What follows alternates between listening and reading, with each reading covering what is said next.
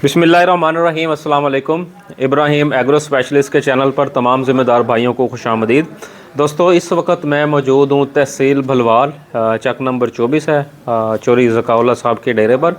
और यहाँ पर आज हमने इन ज़िम्मेदार भाइयों के साथ गंदम की फ़सल के हवाले से कुछ बातचीत की है कि इस मौसम में जो है वो गंदम की फ़सल के साथ जो है वो क्या किया जाए कि हमारी फ़ी एकड़ पैदावार मुतासिर ना हो।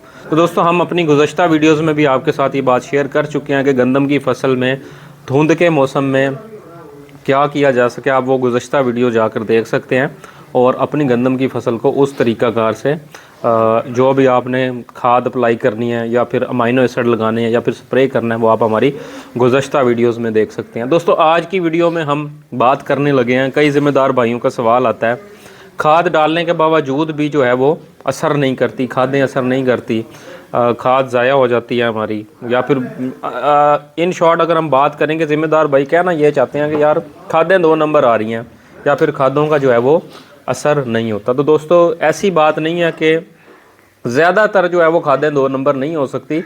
पहली तो बात है कि आप खाद जो है वो किसी मुस्तनद डीलर से, किसी एतमाद वाले डीलर से जब आप खाद ख़रीदेंगे तो उसमें 2 नंबरी का चांस कम से कम होता है।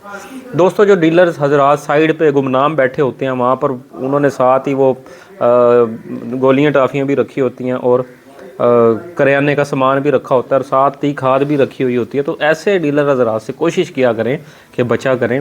हमेशा जो है वो ज़रई अद्वियात वाला डीलर या ज़रई खाद वाला डीलर है, उससे आप खाद परचेज़ किया करें। अब दोस्तों, बात यह है कि चले जी, खाद भी हमने 1 नंबर ले लिया है, तसल्ली वाले डीलर से भी ले लिया है, फिर भी हमारी खाद असर क्यों नहीं करती? तो इसकी 2 से 3 वजूहात हैं और उन वजूहात पर मैं आज आपके साथ बात करूँगा।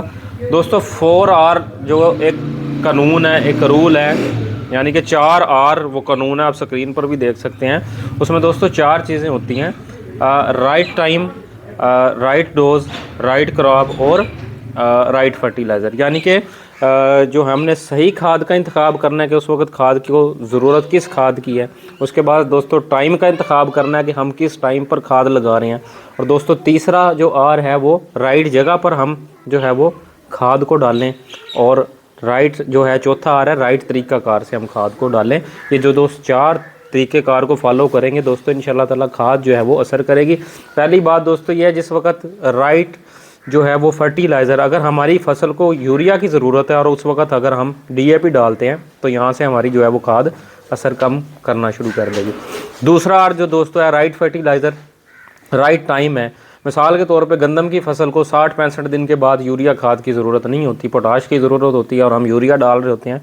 तो दोस्तों, दूसरा R ये है, जिस वक्त जिस खाद की ज़रूरत हो वो उस तरीक़ाकार से डालें। दूसरा राइट तरीक़ाकार जो है वो किस तरीक़ेकार से हम खाद को डाल रहे हैं। अब कई दोस्त होते हैं यूरिया खाद को जो है वो डालते हैं छटा करके, ऊपर से पानी लगा देते हैं, जो कि एक टेक्निकली गलत तरीक़ाकार है। हमेशा जो है वो माहिरीन रिकमेंड करते हैं कि पहले फसल को पानी लगा के, जब आपकी चिक्कड़ खोटबे की गपशड़ की सूरत हाल बन जाए, फिर आप अपनी गंदम की फसल पे खाद की जो है वो एप्लीकेशन जो है वो कर देते हैं। फिर दोस्तों, इनसे 4 तरीक़ेकार हैं। अगर आप दोस्त इन चीज़ों को फॉलो करेंगे तो इंशाल्लाह ताला जो आप खाद डाल रहे हैं, जितनी भी खुराक दे रहे हैं, वो आपको आपकी फसल को डायरेक्टली जो है वो अवेलेबल होगी। दोस्तों, उम्मीद करता हूँ कि आपको वीडियो पसंद आई होगी। मज़ीद इस तरह की मालूमाती वीडियोज़ देखना चाहते हैं तो हमारे चैनल को सब्सक्राइब कीजिए। बहुत शुक्रिया।